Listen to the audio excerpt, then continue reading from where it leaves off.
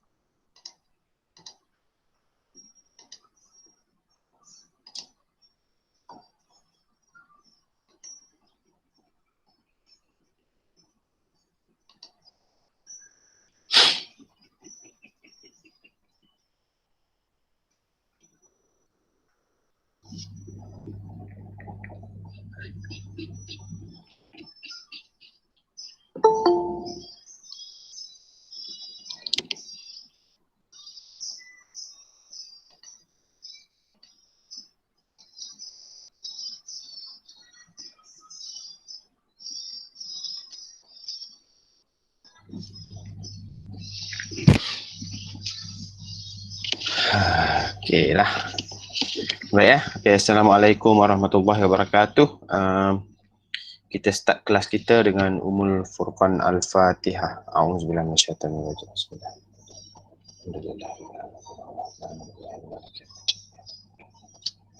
Alhamdulillah.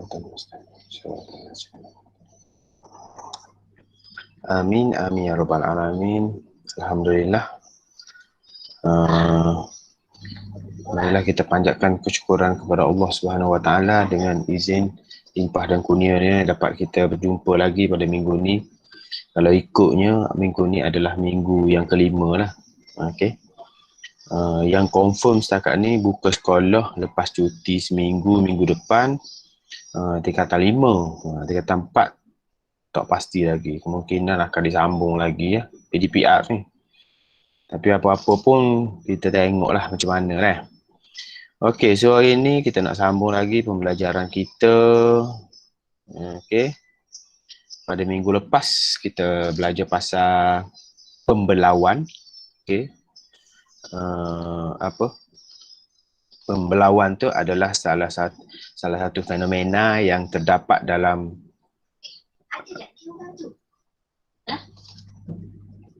apa dia? Balik tu. Balik dah? Oh. Tidak rasa dia nak suruh kita tu lucu. Kalau ada pun yang kamu. Bila masa pula dia kata? Balik dah ke? Balik dah. Okey. Pembelauan tu adalah satu daripada fenomena yang dalam gelombang. Okey. Pembelauan juga kita panggil dia adalah sebaran gelombang. Okey. Apabila melalui satu celah ataupun satu halangan, dia akan tersebar. Okey. Dan sebaran dia tu ada dua faktor. Yang pertama saiz celah ataupun saiz halangan, yang kedua panjang gelombang. Okey. Semakin kecil saiz celah, semakin tinggi darjah pembelauan dia. So semakin dia tersebarlah, tersebar lebih ketara. Okey, dia panggil sebaran tu lebih ketara apabila dia melalui saiz yang lebih kecil. Dan satu faktor lagi adalah panjang gelombang. Kalau panjang gelombang dia panjang, sebaran dia lebih jelas ataupun lebih ketara. Kalau panjang gelombang dia pendek, sebaran dia kurang jelas. Okey. Dia ada kaitan dengan frekuensi lah. Okey. Frekuensi bertambah, panjang gelombang berkurang. Kalau frekuensi berkurang, panjang gelombang bertambah. Okey. Jadi kalau gelombang yang frekuensi dia rendah, dia lebih tersebar daripada gelombang yang mempunyai frekuensi yang lebih tinggi. Okey. Next adalah hari ini adalah fenomena yang seterusnya adalah fenomena interference. Okey, fenomena interference ni adalah kesinambungan daripada fenomena pembelauan. Okey, kalau fenomena pembelauan apabila gelombang melalui satu celah. Okey. Kalau ada dua celah, apa akan jadi? Dia akan jadi benda lain iaitu interferon. Interferon ni selepas dia melalui dua ataupun lebih celah, okey, ataupun sumber, okey. Okey, interferon ni juga berlaku apabila terdapat dua atau lebih sumber gelombang koheren. Sumber gelombang koheren. Sumber gelombang koheren tu maksudnya identical gelombang lah. Gelombang yang sama. Okey, dua. Bila dia bertembung, dia bertindih, dia akan jadi superposisi. Dalam masa yang sama kita panggil dia interferon. Okey, kalau awak tengok ni dalam gambar rajah yang ada dalam skrin, okey, dia tunjuk dua ekor angsa yang tengah berenang, okey. Tengah berenang dalam bila dia berenang tu dia terdapat penggerakan, tak? Terdapat penggerakan, maka dia akan menghasilkan gelombang, okey. Jadi gelombang antara dua tempat ataupun dua ekor angsa tu, kalau awak tengok dia menghasilkan corak. Ni tengok corak dia. Okey. Kalau tengok corak ada awak tengok amplitude dia tinggi, ada amplitude dia rendah, ada dia mendatar. Kalau awak tengok perhatikan betul-betul tak? Okey, gambar foto 5.13 menunjukkan dua gelombang pada permukaan air dalam sebuah tasik. Gelombang membulat yang dihasilkan bertindih atau berlakunya superposisi, pertindihan. Okey, interferon dengan sumber gelombang koheren ni dia ada dua gelombang yang sama, ataupun kita panggil dia frekuensi gelombang sama dengan beza fasa yang tetap, ataupun dia punya fasa yang sama. Okey, sama ada fasa puncak ataupun fasa lembangan. Dia ada benda yang sama. Okey, superposisi gelombang menghasilkan interferon membina dan memusnah. Okey, dia akan menghasilkan interferon sama ada membina ataupun memusnah. Gitu. Okey, interferon membina apabila berlaku, okey, katakanlah gelombang tu dia bertembung tak? Bila puncak dengan puncak berjumpa, P dengan Q berjumpa, maka menghasilkan satu superposisi. Jadi gelombang ni akan menjadi double. Asalnya ketinggian 1, katakan tak? 1 cm. Bila dia berjumpa puncak dengan puncak, okey, dia akan jadi double. Okay. Bila dia jadi double tu, dia akan jadi amplitude yang lebih tinggi, iaitu 2 kali ganda daripada amplitude asal dia. Okey, tu kita panggil interferon membina ataupun antinodal. Okey, dia membina menghasilkan amplitude yang tinggi. Right. Okey, jadi satu amplitude berjumpa dengan satu amplitude menghasilkan 2 kali amplitude. Okey, interferon membina juga bukan saja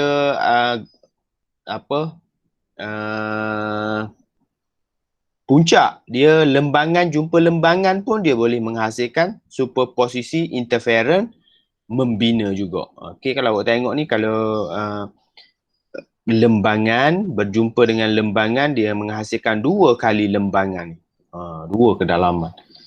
So kalau katakanlah gempa bumi berlaku di dua tempat yang berlainan, menghasilkan satu gelombang, gegaran, okey, maka bila dia berjumpa antara gelombang dengan gelombang tu, katakanlah bergetar di tengah laut, dua tempat bergegar, dia menghasilkan gelombang. Bila gelombang tu berjumpa sesama dia, gelombang jumpa gelombang, dia akan menghasilkan 2 kali gelombang. Masa tu lah boleh, kalau kita tengok amplitude gelombang ombak tu akan menjadi lebih tinggi. Seperti yang berlaku macam tsunami tu.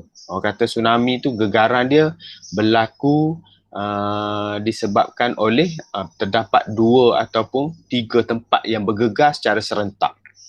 Maka dia berlaku superposisi, tu yang menyebabkan amplitude lebih tinggi bila dia sampai ke daratan tu, menghasilkan kita panggil satu gelombang yang dahsyat lah. Okey, dahsyat.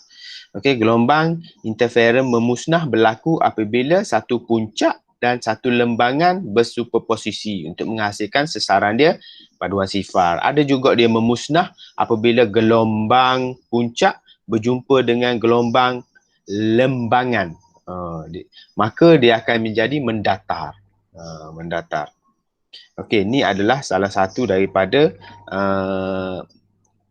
contoh interferon gelombang. Okey. Kita boleh tengok juga dalam eksperimen online. So saya nak tunjukkan awak online ni dalam FAT tu. Okey, sekarang ni kita ada satu celah dah. Celah ni kita boleh kurangkan saiz celah dia. Okey. Kalau awak tengok sini, kalau dia ada satu celah, frekuensi dia tinggi sikit. Okey. Nampak tak jelas tak tu awak video ni? Ke tak jelas? Jelas. Okey. Kalau saiz dia kecil, awak tengok pembelauan dia lebih ketara lah. Cuma yang berbezanya adalah amplitude dia. Asal dia ni kuat. Bila dia masuk, dia jadi lemah. Maksudnya amplitude dia tu semakin berkurang tenaga yang dia bawa. Okey. Tetapi kalau bukaan dia lebih luas, dia punya pembelauan tu semakin berkurang lah. Kalau awak tengok ni, yang sini je berlaku. Okey. Ni satu celah. Kalau dua celah, apa akan jadi kalau dua celah? Dia akan jadi satu fenomena, nama dia fenomena interferon. Kita tengok ni lebih clear. To sleep. Okay.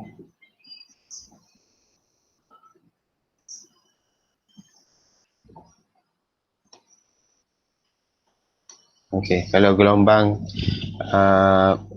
saiz celah tu kecil. Kalau awak tengok sini, ada cahaya terang, ada cahaya gelap tak selepas dia ni. Ada cahaya terang dan gelap sini. Okey, kalau kat memusnah tu, gelombang memusnah ataupun interferon memusnah, awak nampak tak sini macam pudar sikit. Pudar tu adalah satu kawasan yang di mana dia mengalami interferon memusnah. Okey. Kalau jalur-jalur warna hijau, jalur terang tu, dia interferon membina puncak gelombang. Puncak dengan puncak. Kalau gelap hitam tu, lembangan jumpa dengan lembangan. Right. Kalau pudar tu, dia interferon memusnah. Gitu. Ni adalah contoh lah. Okay. Dua sumber gelombang koheren. Okay. Sebab tu, kalau awak tengok mana-mana bilik kuliah ataupun dewan, dia menggunakan dua speaker. Dua speaker dia guna. Kiri dan kanan. Tak? Tujuan dia, bila dia keluarkan bunyi, berlakunya pertindihan bunyi menghasilkan bunyi yang kuat. Okay? Kalau ada dua speaker, lagi kuat bunyi. Kalau ada satu, mungkin kita dengar tapi tidak kuat. Okay? Sebab tu dalam dewan ataupun dalam panggung wayang, dia letak dua ataupun lebih speaker. Tujuan dia adalah untuk menghasilkan interferon, dan interferon tu bila membina, penonton akan dapat mendengar dengan lebih kuat. Tu tujuan dia letak dua ataupun lebih speaker untuk menghasilkan gelombang interferon. Okey, kalau tengok ni gelombang air. Okey. Ni jalur cerah. Lepas tu warna hitam ni jalur gelap. Okey. Gelap ni lembangan jumpa dengan lembangan. Nah, cerah tu membina puncak berjumpa dengan puncak. Tapi ada satu kawasan pudar sini ni. Ni pudar ni, jalur-jalur pudar ni. Okey, sini ni adalah memusnah. Interferon memusnah. Memusnah iaitu puncak berjumpa dengan lembangan. Azam, kita berhenti kejap.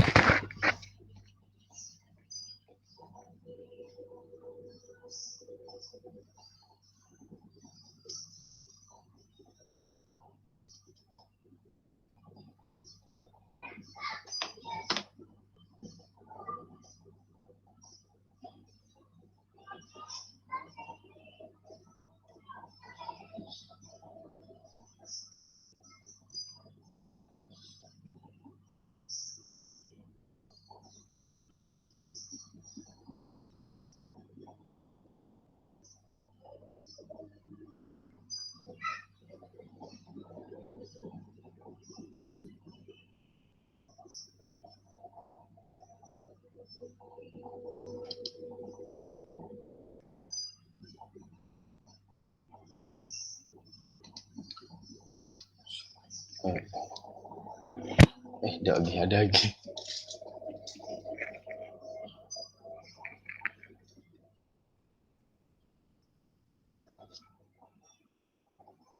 La haula wala quwwata illa billah.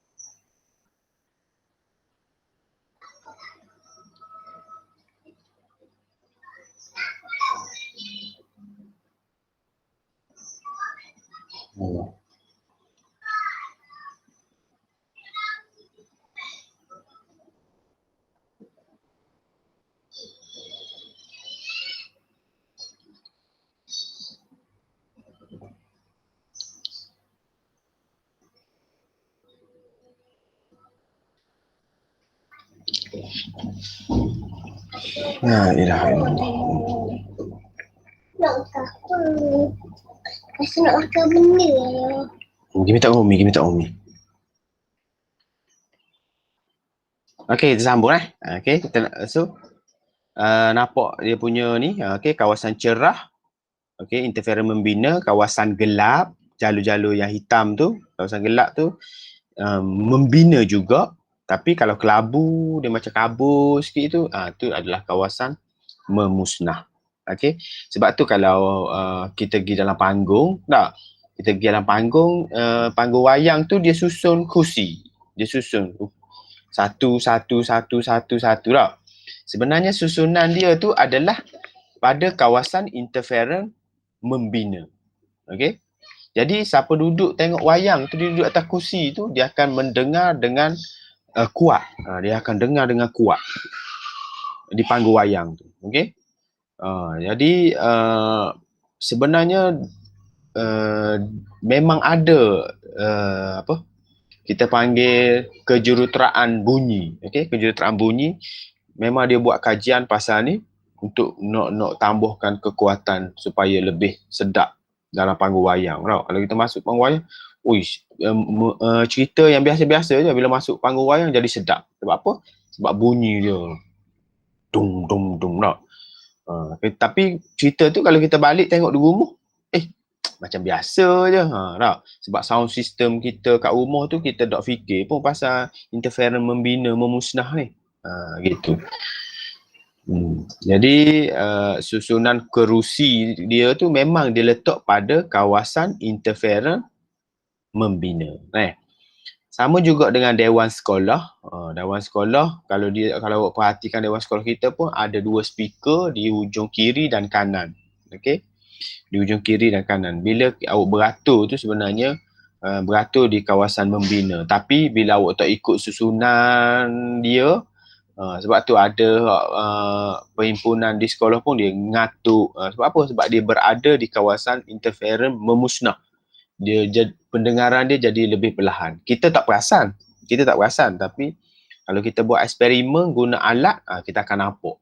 Pada ada satu tempat tu, amplitude dia tinggi. Kita beralih sikit, amplitude dia jadi berkurang dah. Sebab kita berada pada kawasan interference memusnah. Okey. Kalau kita guna jarak, contohnya tak, kita guna jarak pemisah dia sini. 1, 2, 3 Katakanlah saya ada gelombang mari, lepas tu dia pun membelau. Ni pun membelau juga. Okey, membelau. So kalau gelombang cahaya, dia akan menghasilkan jalur-jalur. Jalur macam ni. Jalur gini. Gini. Okey. Kalau jarak antara dua slot ataupun dua celah tu kita buat jauh. Kita buat jauh sini. 1. Sini 1. Okey. Maksudnya gelombang tu mari gini. Dia membelau. Ni pun membelau. Okey. Kalau perhatikan jarak antara dua jalur tu dia menjadi lebih rapat. So kalau jarak tu jauh, jarak antara dua kalau speaker ada 2 speaker tak. Kalau speaker tu kita letak dekat-dekat, dia akan jadi jarak dia macam ni lah. Lebih besar. So tempat ni jadi sini kawasan bunyi kuat, perlahan, kuat. Awak anggap jalur merah tu kuat, warna hitam tu bunyi perlahan. So jadi dia jadi jauh-jauh. Bunyi kuat antara dua kuat tu jauh. Kalau speaker tu dekat, berada dekat. Kalau speaker tu kita jarakkan dia, satu ujung ni, satu kiri, satu kanan di ujung dewan contohnya tak. Maka dia akan jadi tempat tu jadi lebih kecil, jalur-jalur tu lebih kecil. Jadi kalau awak tengok jalur merah ni ataupun tempat bunyi kuat tu semakin rapat. Sebab tu kita letak antara dua speaker tu jauh. Tujuan dia supaya dia boleh menghasilkan kawasan bunyi kuat yang lebih rapat-rapat. Maka orang duduk pun boleh muat ramai manusia, boleh duduk dalam dewan tu. Dia akan dengar dengan lebih kuat. Kalau kita letak speaker tu dekat antara satu sama lain, dia akan jadi jarak-jarak.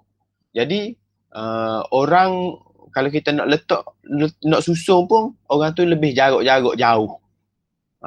Jarak-jarak jauh. Jadi satu dewan tak boleh muat ramai lah. Sebab jarak bunyi kuat tu jauh antara satu sama lain. Sebab tu dia letak speaker tu jauh.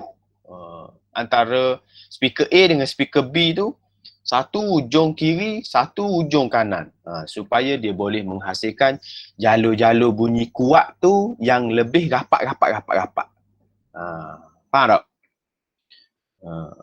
Faham tak maksud saya? Kalau dia letak speaker tu dekat antara satu sama lain, katakan kita ada 2 speaker. Kita ada 2 speaker A dan B. Okey? Saya letak dekat. dekat antara dua speaker tu. Bila bunyi, saya cakap pada perhimpunan, bunyi dua-dua speaker tu akan mengeluarkan gelombang tak? Jadi gelombang yang bertindih itu jarak dia lebih jauh. Macam ni situasi A ni. Ni situasi B. Situasi A dan situasi B. Jadi jarak antara bunyi kuat satu dan bunyi kuat dua bersebelahan dia lebih jauh. Tengok jarak sini dengan sini kan jauh tak? Tapi kalau speaker tu saya letak masing-masing jauh, speaker A dengan speaker B jauh, jalur-jalur tu akan menjadi lebih rapat. Lebih rapat. So, lebih ramai manusia yang boleh mendengar dengan jelas. Berbanding dengan kalau kita letak dekat-dekat. Kalau pergi mana-mana pun, design dia memang dia letak speaker tu jauh. Macam kita pergi pasar raya. Dia letak di bucu utara satu, di bucu selatan satu. Supaya dia boleh menghasilkan kawasan interferen yang lebih banyak. Interferen membina. Okay. Okay, ni contoh dia. Kalau kita ada dua speaker satu dan speaker dua, okay, maka dia akan menghasilkan jalur-jalur lah. Bunyi kuat bersamaan dengan anti-note ataupun interferen membina, bunyi perlahan interferen memusnah. Okay. Gelombang bunyi tidak dapat dilihat. Pemerhati hanya dapat mendengar bunyi yang kuat di kawasan interferen membina dan bunyi yang perlahan di kawasan interferen memusnah. Gitu. Okey. Kalau kita tengok sini, ni gelombang air. Tempat garis-garis tu, garis-garis penuh tu, puncak warna merah. Kalau kita tengok ni, puncak warna merah kan. Lepas tu garis biru, garis lembangan. Garis biru tu nombor 2. Nombor 2 dah. Sebab dia ada dua sumber ni, sumber 1 dan sumber 2. So garis penuh tu adalah puncak, garis putus-putus adalah gelombang. Kalau awak tengok pada P ni, P sini, P ni adalah garis penuh jumpa dengan garis penuh. Maka dia hasilkan anti-note ataupun gelombang membina. Ataupun kita ambil Q. Q sini garis putus-putus berjumpa dengan garis putus-putus. Maksudnya lembangan berjumpa dengan lembangan. Dia akan menghasilkan 2 kali lembangan. Garis anti-note juga nama dia. Okey, yang ketiga arc. Kalau tengok arc, garis penuh berjumpa dengan garis putus-putus. Maka dia akan menghasilkan gelombang memusnah. Kena perhati molek. So dalam interferen ni dia ada satu rumus. Dia menggunakan lambda sama dengan AX bahagi dengan D. Okey, lambda tu apa? Lambda tu adalah panjang gelombang. A pula adalah jarak antara dua sumber ni, jarak antara dua sumber ni. Sumber 1 dan sumber 2 sini jarak. Okey, maksudnya jarak antara speaker dia lah, A. Okey. Kalau speaker tu jauh, A dia besar. Kalau speaker tu dekat, A dia jadi nilai yang kecil.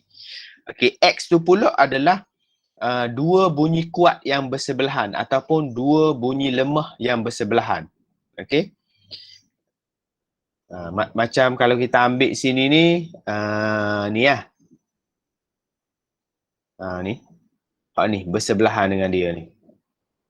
Ni kita panggil X. X. Kalau kita tengok X tu adalah dua bunyi kuat yang bersebelahan, manakala D adalah jarak antara sumber sini dengan sini. Sini ni kita panggil D. Okey. Kalau kita ada speaker, contohnya speaker A, speaker B. Okey. Budak lelaki ni, ada seorang budak, dia berjalan ni. Dia mesti 90 darjah ni. daripada sini kita panggil A, jarak. Lepas tu jarak antara sini ke sini kita panggil D. Laluan dia budak ni daripada A ke, daripada J ke K, okay, dia mesti 90 darjah ni, dia bergerak ni antara J ke K. Dalam sepanjang garisan dia ni ada bunyi kuat, ada bunyi perlahan. Katakan sini dia bunyi kuat, perlahan, kuat, perlahan, kuat, perlahan, kuat, perlahan. Contoh tak? Jadi X tu adalah bunyi kuat yang bersebelahan sini. Antara kuat dengan kuat ni. Ni kita panggil X. Dan D kat sini daripada dia duduk ni. Okey. Jadi maka keluarlah rumus lambda sama dengan AX bahagi dengan D. Yang mana lambda tu panjang gelombang kita guna. Gelombang apa? Gelombang bunyi ke, gelombang air ke, tak? Berapa panjang gelombang dia? Okey. X A adalah jarak antara, kalau gelombang bunyi jarak antara dua speaker. Kalau gelombang air jarak antara dua tempat bergetar tu. Teng dia bergetar. Okey. X tempat dia membina bersebelahan, manakala D adalah jarak ni. Jarak antara tempat kita nak ambil eksperimen tu dengan dengan sumber gelombang. Okey. Contoh ni contoh dia kata rajah menunjukkan dui celah yang. Dui celah yang tu kalau dalam makmal ada kotak cahaya, lepas tu dia bekalkan dengan slit ataupun penghalang. Penghalang tu ada dua celah. Dua celah. Nama yang mereka ni adalah dua celah yang direka oleh Young. Jadi kita panggil dia eksperimen dui celah Young. Nama Young saintis tu. Bila kita pancarkan cahaya, dia akan keluar cahaya melalui celah ni lah. Dua celah tu. Okay. So dua celah tu dia akan menghasilkan pertindihan, superposisi. Okay, superposisi. Maka situ tak hasil lah gelombang interferen membina dan memusnah. Kalau kita ambil skrin ataupun tabir, kita letak, kita akan dapat lihat jalur-jalur cahaya. Macam jalur-jalur ni, ada jalur cerah, ada jalur gelap. Okey, jalur cerah dan gelap tu kita boleh kira nilai X. Manakala antara skrin ke dui celah ni kita kira nilai D. Nilai D kalau nak kira. Okey. So sini kita boleh buat pengiraan. Contoh kalau dia kata sini jarak antara pinggir cerah yang bersebelahan adalah 4.5 milimeter. So kita kena take note situ adalah mili, dia punya mili kalau nak buat pengiraan. So kena perhatikan dia punya simbol tu lah. So dia letak sini mili. Kena pegang. Okey, lepas tu nilai A dia beri tu adalah 0.4 juga mili juga. Sedangkan nilai D ni dia beri dalam meter. So kalau nak buat pengiraan dalam mili, semua dalam mili. Kalau nak buat pengiraan dalam meter, semua dalam meter. So kita kena convert lah kalau kita nak buat tu. So sini dia kata apa? Berapakah panjang gelombang cahaya? So kita ada rumus lambda sama dengan AX bahagi dengan D.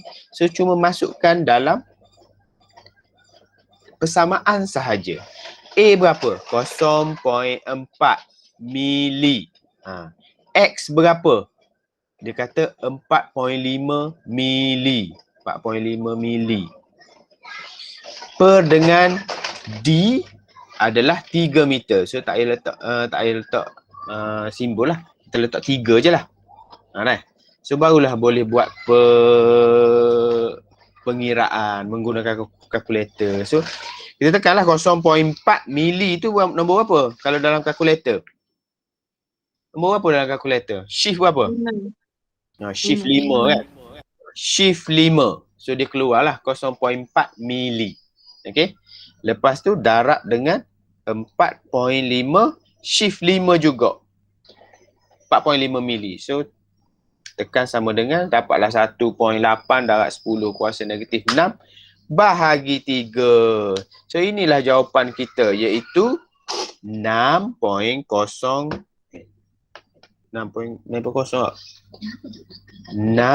darab 10 kuasa negatif 7 meter.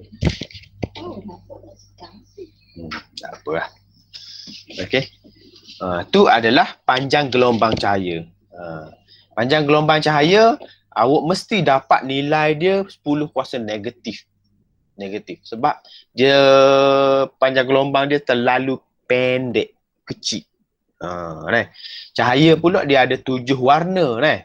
7 warna. Dia ada jalur warna merah, jingga,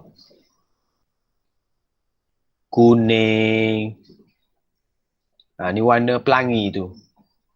Hijau, biru, indigo, ungu. Okey. Dalam ketujuh-tujuh cahaya ni, yang paling panjang sekali panjang gelombang dia adalah cahaya warna merah. Lambda dia paling besar.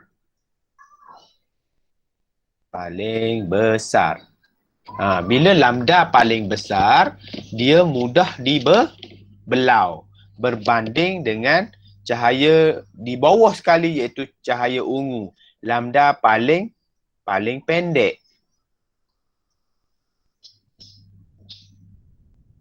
So panjang gelombang paling pendek dia sukar dibelau. Tu beza antara cahaya-cahaya ni. Okey, walaupun dia panjang tapi panjang tu dalam 10 kuasa negatif lah. Panjang kalau kita tengok dengan mata kita tengok sama je, tapi kalau diukur memang dia akan jadi lain. So sini lah 10 kuasa 6 darab 10 kuasa negatif 7. Tu contoh pengiraan dia. So apa aplikasi interferon dalam kehidupan seharian kita? Okey, banyaklah.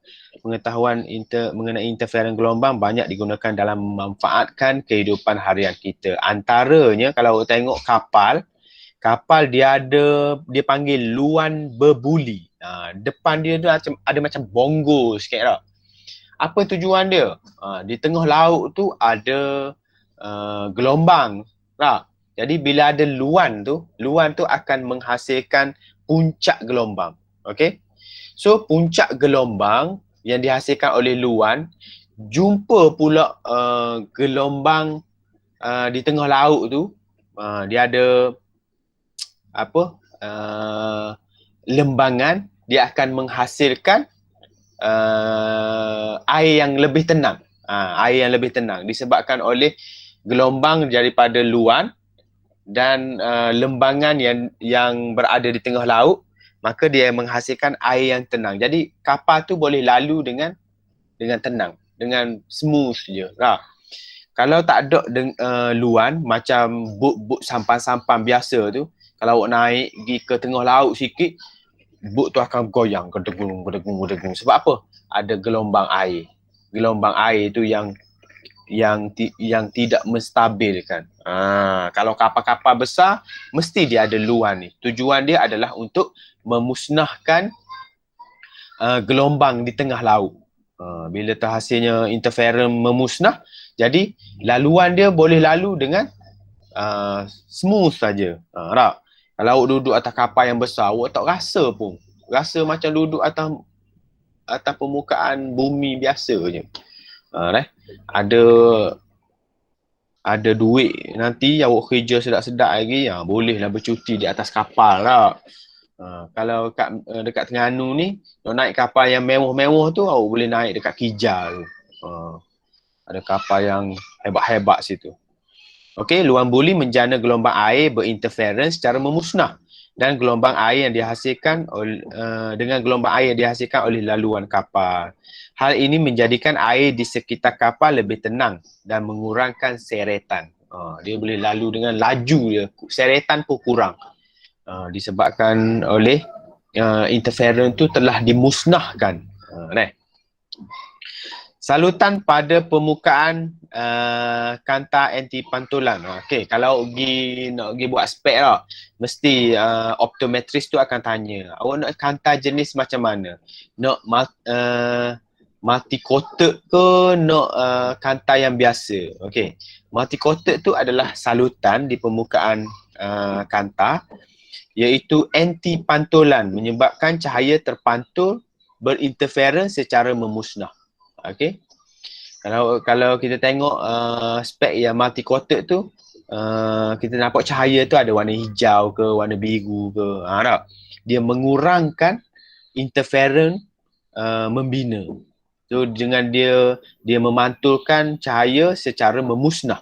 Okey, salutan ini membantu menjadikan penglihatan kita lebih jelas dan mengelakkan pembentukan imej pada cermin kanta. Okey. Kalau kita beli cermin yang biasa, yang murah macam RM50 apa tu, macam kita nampak ada bayang-bayang ke ataupun image tu jadi double ke. Okay. Jadi kalau kita tambah coated ataupun salutan tu, dia akan jadi memusnahkan image. So memusnahkan image yang double. So kita tengok dengan secara jelas lah. Okay.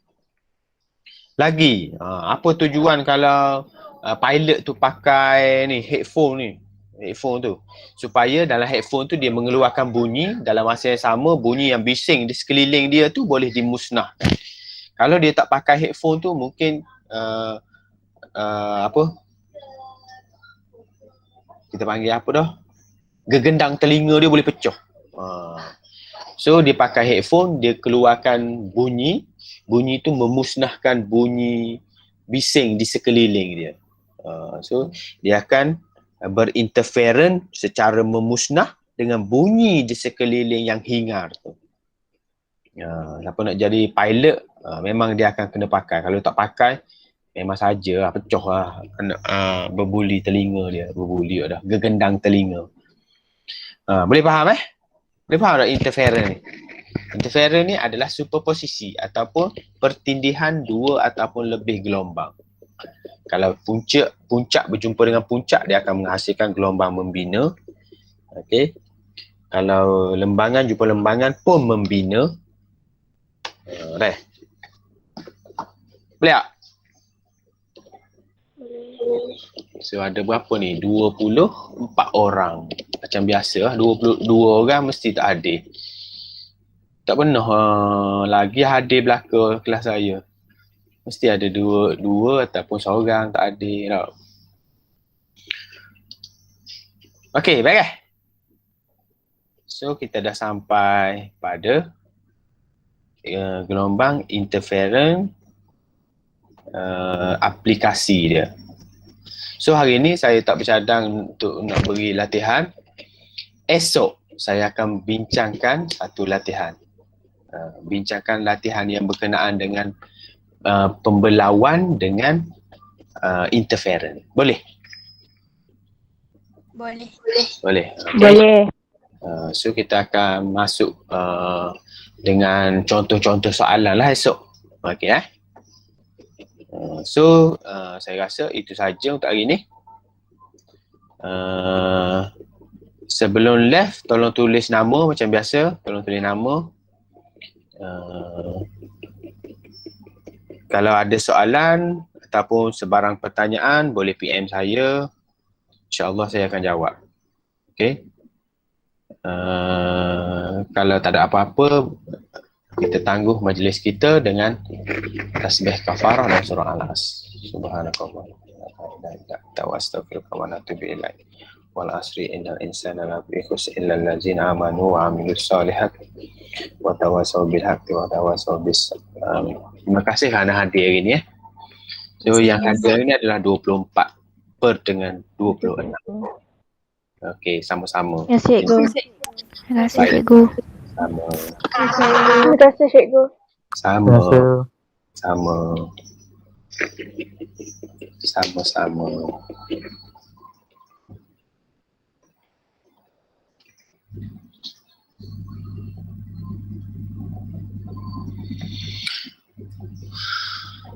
Dayana, gimana ni Dayana ni? Dayana dengan daring ni, mana?